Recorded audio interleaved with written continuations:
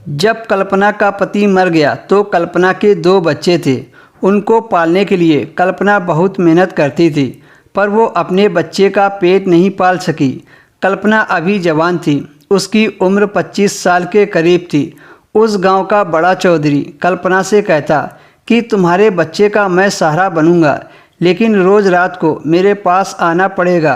कल्पना ने कुछ दिन तो चौधरी की बात मान ली, और जब कल्पना उसकी हवेली में गई तो एक ऐसे राज का खुलासा हुआ कि उसके पैरों तले से ज़मीन निकल गई।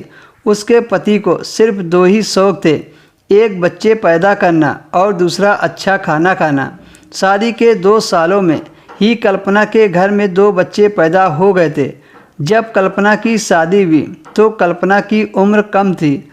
कल्पना के पति के घर में कभी किसी चीज़ की कमी नहीं थी। कल्पना तो इस बात से हैरान थी कि उसका पति इतने सारे पैसे कहाँ से लाता था। किसी की ज़मीन पर काम करता था, और तो कल्पना के पति की खुद की कोई ज़मीन नहीं थी। जब कल्पना का पति इस दुनिया से गया था तब कल्पना के पेट में एक बच्चा था। कल्पना के पति की मौत कैसे हुई ये तो कुछ पता नहीं चला। वो तो बस मुर्दा हालत में मिला था, पर उसको किसी ने जान से नहीं मारा था। पुलिस का अंदाज़ा ये था कि शायद उसको हार्ट अटैक आया था।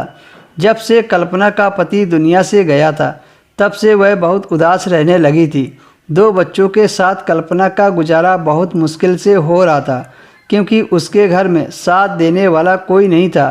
फिर एक दिन गांव के चौधरी ने उसे बुरी हालत में देख लिया था कि उसके पास तो बच्चे को खिलाने के लिए कुछ नहीं था। उस वक्त कल्पना सड़क के किनारे से घर जा रही थी। चौधरी ने कहा, मैं तुम्हारे बच्चों का सहारा बन जाऊंगा, पर तुम्हें रोज़ रात को मेरे घर पर आना होगा। यह बात कल्पना के लिए बहुत मुश्किल थी, पर वो अपने बच्चों को भूखा मरते हुए नहीं देख सकती थी। कल्पना अपने बच्चों की खातिर चौधरी की बात मान गई। एक दिन कल्पना हवेली में गई तो वहाँ पर एक ऐसे राज के बारे में पता चला जिससे वह हैरान रह गई, क्योंकि यह बात बहुत ज़्यादा अजीब थी। क्योंकि वो चौधरी कल्पना का पति था। उसने यह सब नाटक किया था कि किसी को पता न चले।